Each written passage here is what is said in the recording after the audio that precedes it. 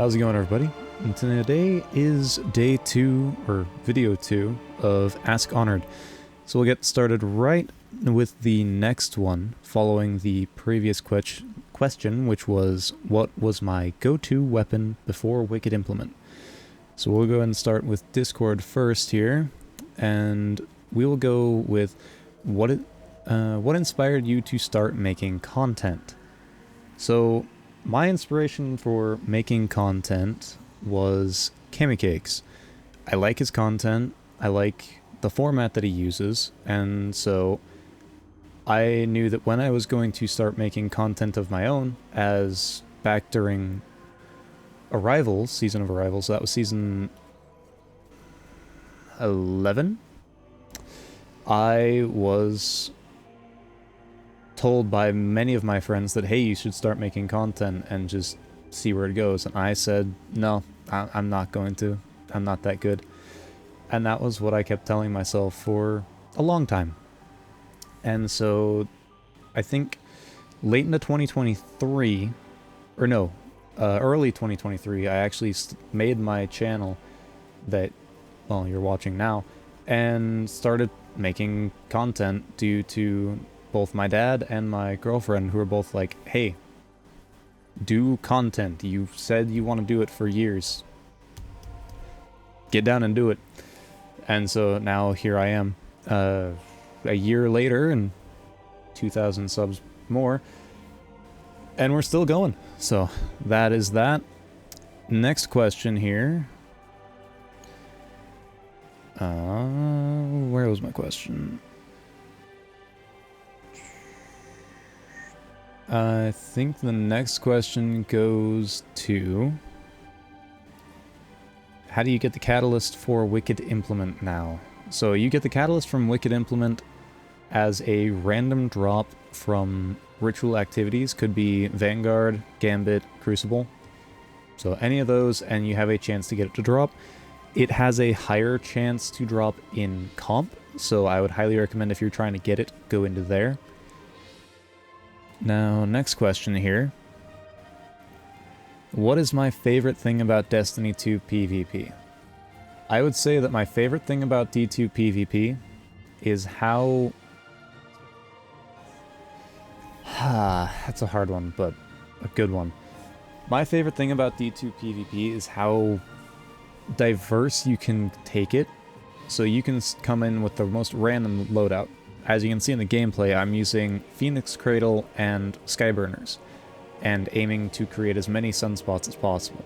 Like, just, that is kind of the perfect example of, like, what I love about D2 PvP. It's better when there's more of a balance than what there is and has been these past 2 or 3 years. So I think Season of Arrivals was the best that we had. Yeah, it was not perfect by any means. None of these metas have been perfect. But I think that was my favorite, and just take the background gameplay as an example of what I love to do about D2 PvP. Next question here.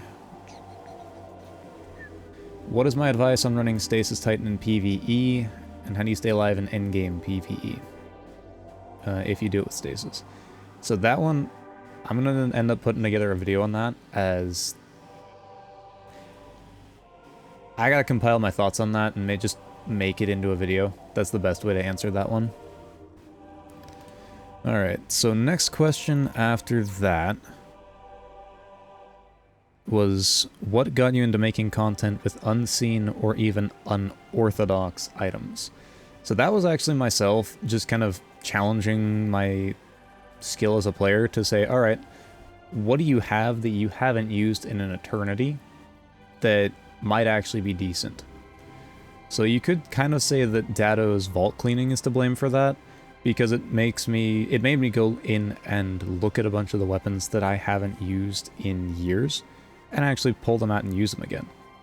So that would probably be where I got started with that, and those videos just kind of took off. So my videos that were running kind of set up meta loadouts didn't perform all that well, but the videos that I did that were unforeseen, unheard of, just random weapons like that, those are the ones that did good, so I just kept going. Alright, another question here. Would you rather fight 10 duck-sized horses or 1 horse-sized duck? The question is, do they keep the strength of their original size or no? That's the real question there.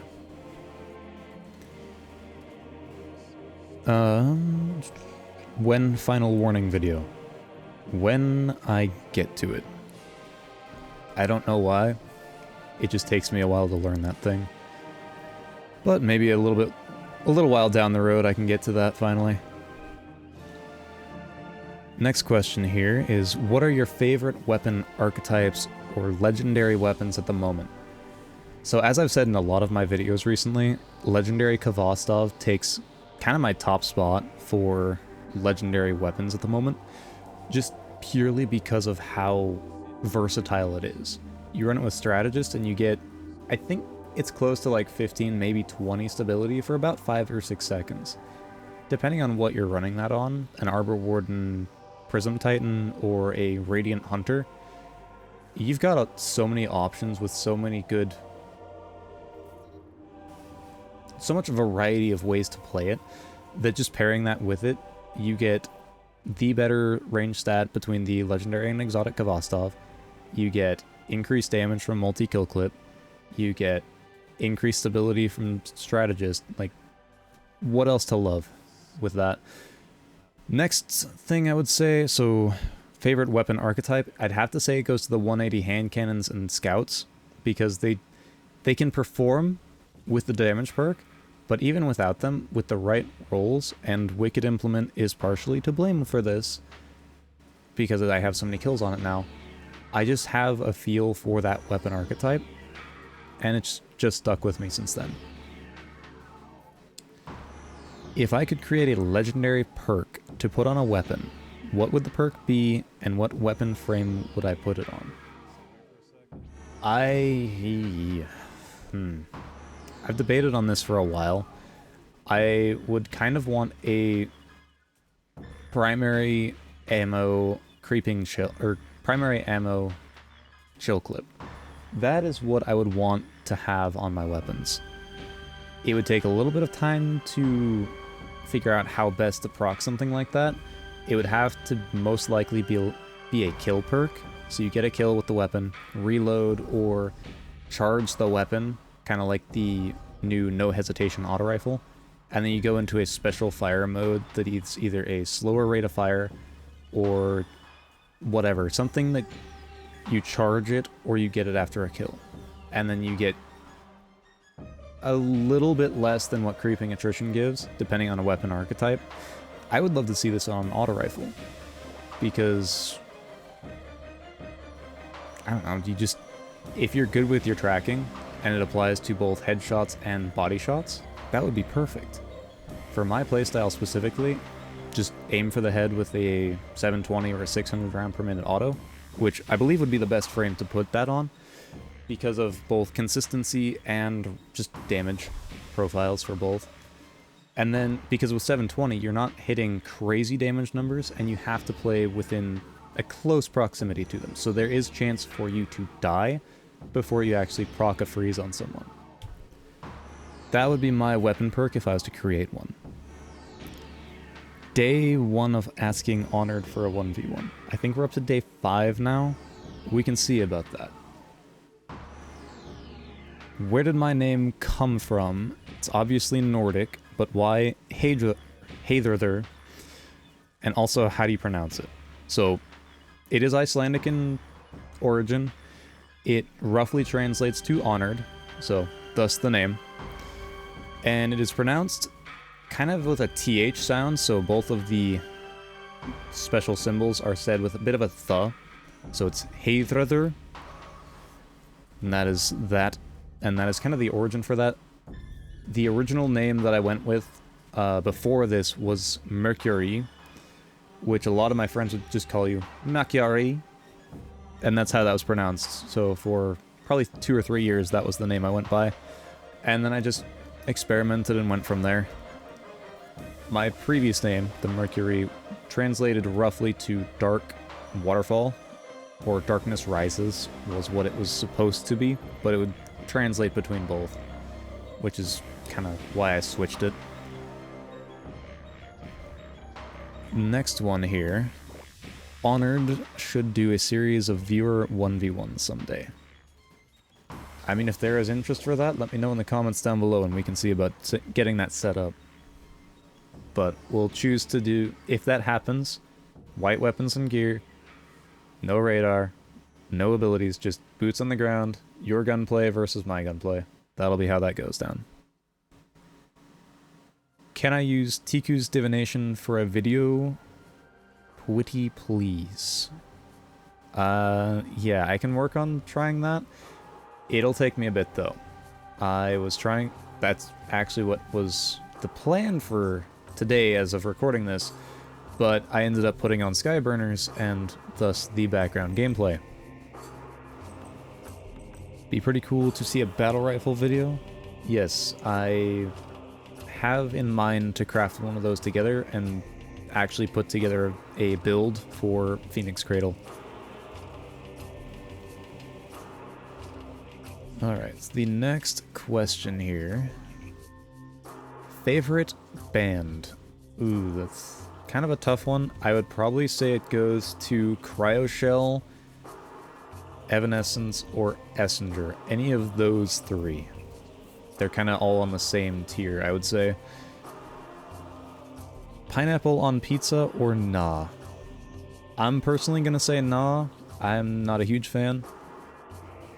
Loaded pizzas, I'm perfectly fine with. Just pineapple, to me, just doesn't make as much sense. So, take it or leave it. That's my opinion on that one. What is my favorite raid and why? Ooh, favorite raid.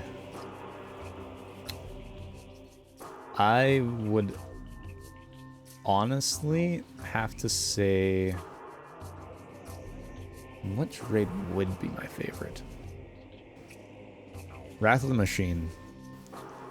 I didn't do a whole lot of it back in D1, but aesthetically, it's between Wrath and Vow of the Disciple. It's between those two for me. Vow for the fact it's a warm color setting, and the mechanics are simple enough, and the loot is really solid. Insidious being my favorite. Wrath of the Machine just being, I would say honestly, peak D1 raid mechanics and just aesthetic.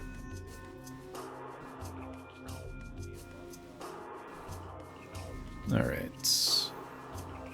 And what was the... And these are kind of the last couple questions I got here, and then I will kind of, I guess, go into a little bit of a talking spree here. What was the best season for the Crucible in D2? Looking back on it, with the experience I have now, and looking at old gameplay of it, I would say Year 1, Season 3. That was the closest that we got to, I would say, the best Crucible.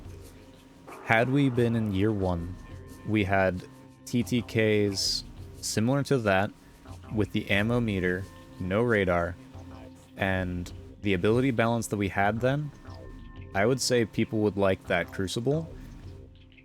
It's just the fact that there was so much that changed between D1 and D2 at that point, and player sentiment really did not like how we went to 2 primary, 1 heavy.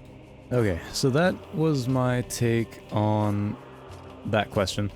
Everything from here forward is just the regular gameplay. You'll see the Skyburners in action here, so hope you enjoy the rest of this gameplay, and see you in the next. Thanks for watching.